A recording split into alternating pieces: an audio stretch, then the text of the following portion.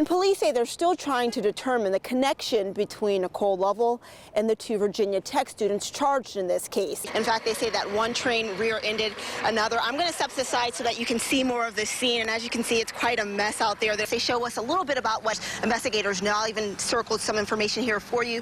One witness told investigators that Lloyd Welsh brought by bags that smelled, I circled it right there for you, like rotten meat. Brie, this is so new that we are just hearing about it here in the studio, so please bring us up to date. And I'm at the corner of Floyd and Park, not far from the Z-Mart here in Lynchburg. And as you can see behind me, there are still some police officers going through this area. We're told that there were shots fired earlier today.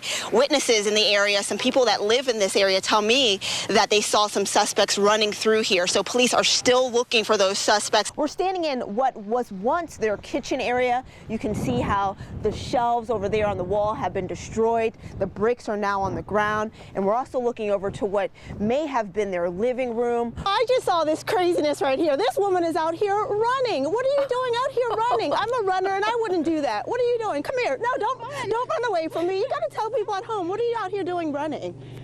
I love to run, and this is fun. It's nice soft surface, and I'm from Pennsylvania, so I'm totally used to this. This is nothing for you. This is nothing. More power to you. More power to you. Have fun, be safe out there. All right. But let me show you how much snow we're seeing out here. I'm not too sure whose car this is, but I'm going to do them a favor and wipe some of the snow off. But this is how much snow we're seeing in the area. This car's covered with it, and this is like, as you can see, it's not that packed snow yet. It's just a lot of snow that's fluffy. It's flying around all over the place, so this is not good driving weather. We can, we must, and we will. Andy Parker is a pissed-off dad, determined to fight for gun control. My heart and soul have been ripped out, and you know, you don't want to have anger consume your life, but I'm on a mission. Parker is on a mission to take over Capitol Hill for the Whatever It Takes rally. Whatever it takes! Whatever it takes! The event comes less than 1 month after his daughter, Allison Parker, and her photographer, Adam Ward, were brutally murdered on live television. You know, I can tell you that there's no place I'd rather be than in front of all of you here today. Now, this mourning father is among hundreds of supporters demanding tougher restrictions on guns. Oh, loopholes that say no background checks. I mean, that's nuts. I mean, that's easy. And anyone that would not support that needs to be voted out of office. Parker, along with politicians including U.S. Senator Tim Kaine, say we need improved background checks and more common sense laws to protect the American people. What gun manufacturers want is to sell as many weapons as they can to as many people as they can in whatever frequency they can, wherever they can, and whenever they can. But that's not what the NRA membership wants, and it's not what the American people want. Some say firearms are not the problem. A spokesperson for the NRA says instead of limiting access, lawmakers should focus on mental health. In Allison and Adam's case, authorities say the shooter, Vester Flanagan, was a disgruntled ex-employee who legally purchased guns. Parker and rallygoers say while mental illness is a concern, they hope tighter gun laws will also prevent other families from the heartbreak of losing a loved one. It's still raw, and I'm trying to channel that into action, and that's exactly what Allison would want me to be doing. Flowers, balloons, and personal messages make up this makeshift memorial for Andre DeQuine Webb. The 24-year-old was shot and killed Sunday. Friends and family continue to mourn. He was not a bad guy, and this was not his beef. He died innocently. In the wake of DeQuine's death, at this vigil, emotions ran high as police check on why a large crowd is standing in the road. After learning they're mourning the loss of a son and friend, uniform officers leave, and the focus returns to the young life gone too soon.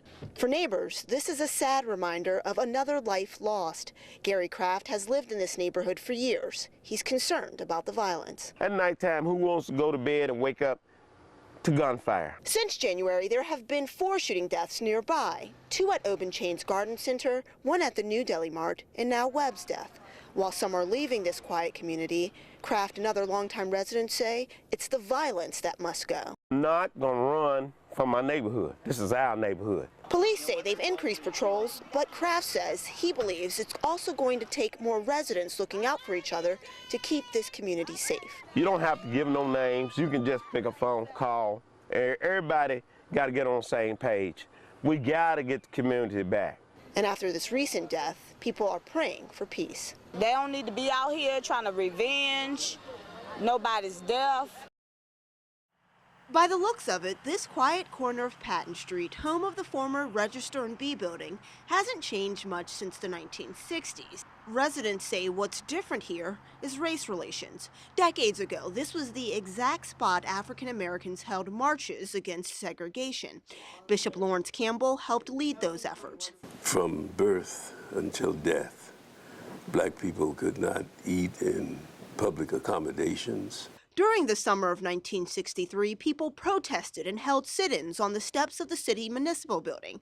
The pictures from Danville are just a snapshot of what was happening across the country and throughout the Commonwealth as cameras captured the emotions and intensity of the struggle for equal rights. But unlike other peaceful demonstrations, tensions in Danville boiled over. On June 10th, police officers along with deputized workers attacked marchers with fire hoses and clubs. And my wife was beaten severely. She still suffers from that beating today.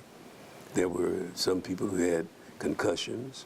Bloody Monday now stands out as the most violent day in Virginia's civil rights movement. Back then, Neil Morris was a young police officer. It was not a good scene, I admit that. And I believe anytime you use excessive force, it's not good, it's wrong. This is the area along Main Street where nearly 50 years ago, residents would start their march against segregation. And now, the community's coming together to unite Danville. Following the 50th anniversary of that history-changing day, Campbell asked city leaders to form a race relations committee.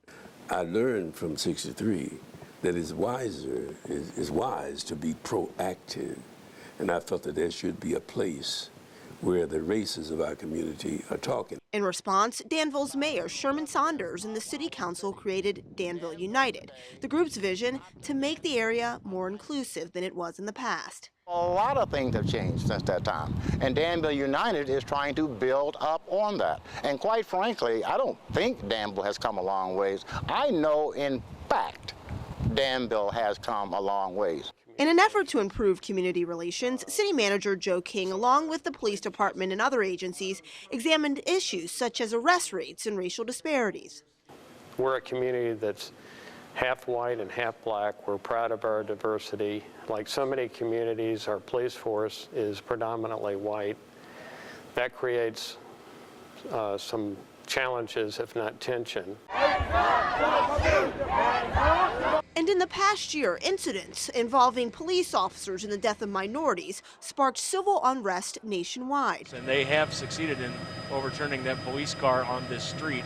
For some, these scenes served as a reminder of Danville's painful past. Bring the races together in forums, in discussions, even visit in different churches and the whole bit, that it would be a means by which we could hopefully avoid a Ferguson or any other turmoil. There's always room for improvement in race relations or any contact between police and the public, regardless of what the color is. And by having open dialogues about race, police tactics, and other topics, Danville residents hope to prevent history from repeating and also avoid seeing the nation's other current race issues from coming here. Donald Trump's upcoming rally at Radford University is causing students on both political sides to speak up. Some students and graduates are obtaining as many of the free tickets as they can, but they have no plans to actually attend the event or give those tickets away. They say empty seats will send a message to Trump.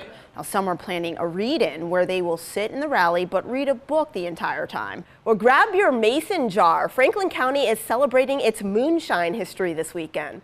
6,000 people are expected to attend the first Franklin County Moonshine Festival. Virginia State Police say a man is on the run following a high-speed chase. It happened around 1:45 Friday afternoon on Route 40. According to police, witnesses believed Covington suffered a massive heart attack, causing him to lose control of the car. And the happiest place on earth may take a hit on your wallet. Disney's properties in both Orlando and Anaheim are releasing their seasonal prices for single-day tickets. The changes will let visitors look at a calendar in advance to see which days are value, regular, or peak. And Alan, you're the hero for today. A lot of people are excited about that warm weather that we've been seeing. Yeah, it was beautiful today. Lots of sunshine, temperatures in the 40s to near 50. But if you're Steph Curry, you do that dance. Yes. Wow. He deserves it. Wow. He's that good. That's like one of those shots in horse that someone makes and it's just like there's no one that's gonna top like that. even the other team's like, whatever, dude. Another Steph Curry game. Curry. Yep. All right, thank you, Alyssa. Stay with us. We'll be right back.